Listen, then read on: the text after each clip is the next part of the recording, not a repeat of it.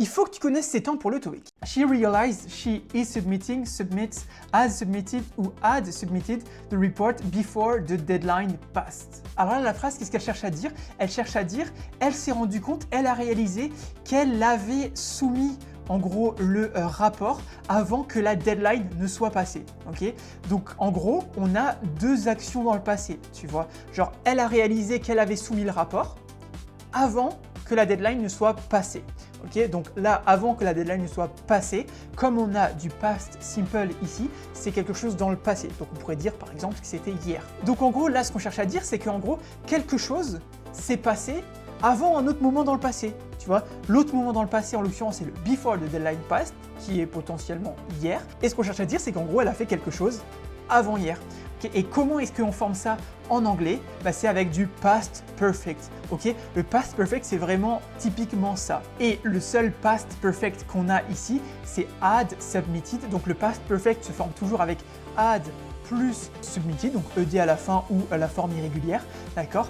Has submitted, c'est du present perfect, ok? Donc le present perfect, ça pourrait être utilisé si on n'avait pas cet ancrage dans le passé, tu vois, le before the deadline passed. Si en fait cet ancrage dans le passé là serait dans le présent. S'il était dans le présent, cet ancrage là, on pourrait utiliser le present perfect. Okay, mais là, en l'occurrence, il est dans le passé, du coup on utilise le past perfect. Ok, is submitting, c'est du présent continu, donc une action en cours maintenant.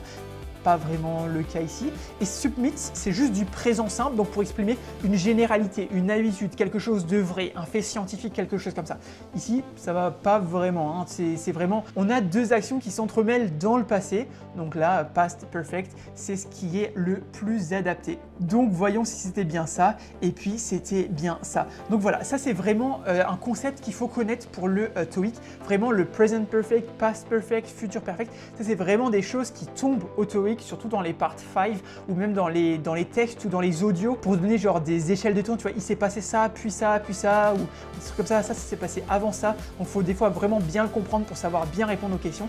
D'ailleurs, si jamais tu veux le cours sur là-dessus, mets en commentaire, je veux le cours et puis moi je te l'enverrai. C'est vraiment un cours qu'on a écrit, il y a tout ce qu'il faut pour le TOEIC, c'est vraiment digne d'un livre en fait. Donc vraiment, si tu le veux, mets en commentaire, je veux le cours et puis je te l'enverrai, hein, c'est gratuit. Et puis si jamais tu veux t'entraîner pour le TOEIC, n'hésite pas à aller sur la plateforme qu'on a là, donc c'est une plateforme qui est spécialement dédiée à l'entraînement pour le TOEIC, c'est nous qui l'avons fait, on l'a vraiment fait spécialement pour l'entraînement pour le TOEIC. Donc pour y aller, tu tapes www.top-students.com dans ton navigateur ou Top Students TOEIC sur Google, tu verras, ce sera un des premiers résultats. Donc va voir si ça t'intéresse et moi je te dis à demain pour une nouvelle vidéo TOEIC. Allez, ciao!